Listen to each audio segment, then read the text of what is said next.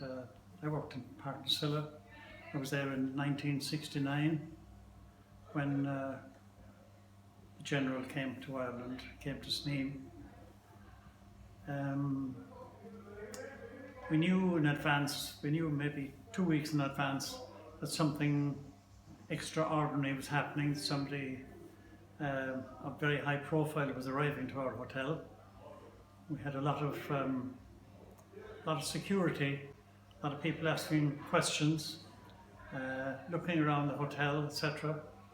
And we knew it was somebody of extra importance.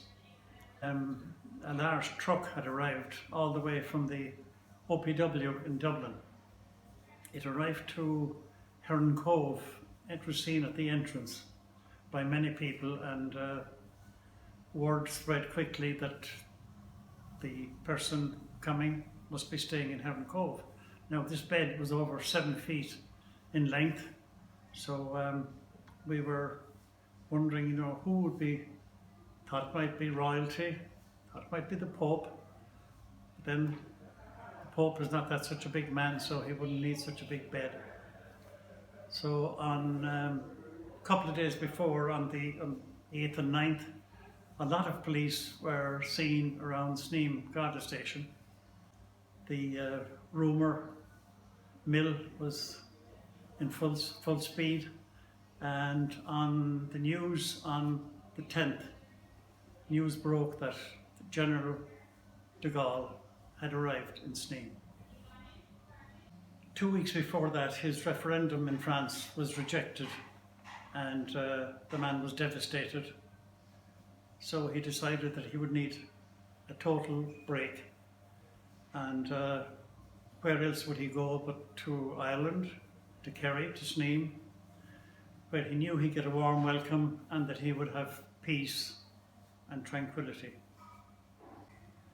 Now, he chose Heron Cove, which was about 5 minutes east of Sneem. It was being run as a small hotel at the time, and it was very suitable from a security point of view. It was almost impossible to get in there except by air. But we had a few photographers who stayed in Parkinsilla, and of course we had a lot of security as well. One photographer decided that he thought he'd be smart and he would swim to Heron Cove, which was quite possible, and he did so with his camera wrapped in a plastic bag. Now, he got quite close, but when he took out his camera, he found that the plastic bag had been filled with seawater, and so the camera was destroyed. Now, some people blame the staff in Parkinsilla for giving the gentleman a plastic bag with a hole in it, which was absolutely not true. We wouldn't do such a thing. He was seen at church in Sneem. He went to Mass. Father Flavin was the parish priest at the time, and obviously he got a huge welcome. And everybody was stood around afterwards, just looking at the man and his wife, of course. And he stayed for 2 weeks. He was also seen walking on the beach in Derrynane. It was a huge tribute to Sneem that he chose the local area. It was the beginning of a great influx of French people in particular to Ireland. And a lot of them used to come, well, most came by coach, but they used to come down to Parkinsilla, and they said, you know, they used to say to the staff, the General, he stay here. And we used to say, no, he stayed next door. And then, oh, you tried to explain where next door was, and it became very difficult and time consuming. So eventually we decided that we would tell just a little lie and tell them, yes, the president, he did stay here. Oh, it's great. Could we see his bedroom, his suite? And we say, no, unfortunately, it's occupied at the moment. We have royalty staying there. So this was accepted, but it started a great year of 1969 was a brilliant year for tourism in Sneem, and much of it would be down to the General's visit. The initial stories of the General were exhausted, and reporters had to be satisfied with probing for his Irish roots in County Down and Madame DeGaulle's connections with a former Sneem resident, May McCarthy of Pier Road, who was her governess as a child. Later, less earth-shattering stories like the visit of a local tailor to do some ironing. The local Kenmare-based barber, Pete Hanley, received a tight security escort as he made his way down the avenue to give the General a haircut. It was the first time that he prepared for a customer under the watchful eye of armed detectives. Pete was not a tall man and was a little taken aback when he realised that his famous customer in the sitting position was almost as tall as himself standing. Naturally, Pete was questioned on the conversation he had with the General, and he used his full powers of imaginative storytelling to regale his neighbours in Kenmare on his return home. Security personnel and journalists also stayed in the village for more than a week, and the Sneem pubs had a bonanza. The normal tourist season in Sneem got off to a very early start and continued until September. There was still a very strong interest in the village by French tourists who were taking photographs of the attractive De Gaulle Memorial, affectionately known locally as DeGaulle's Stone. Of course there was, everybody was hyped. It was the whole topic of conversation for so long.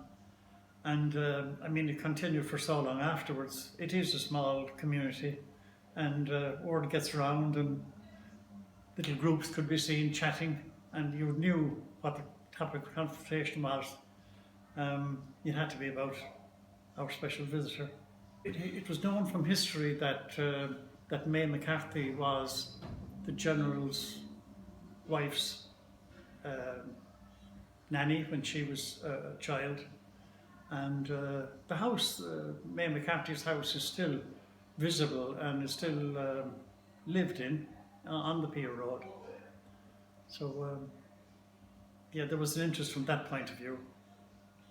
But he was such a larger-than-life figure in Europe, in the world, that there was massive interest in the visit. Yeah. Oh, I think you'd always, people would say, I remember exactly where I was when I heard the news that De Gaulle had arrived. Yeah, it was such a momentous occasion. Little things like that didn't happen very often in the village. We did have, from my memory, 1961, Princess Grace and family arrived in Parkinsilla.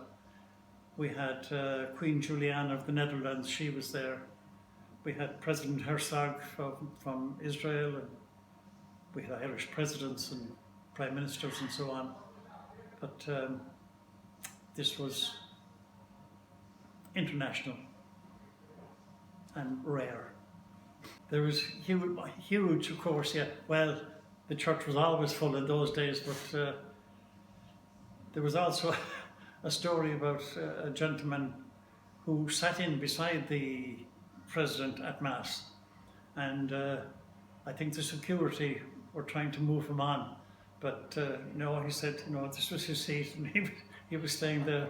And he's a local historian also, Jeremiah Coffey.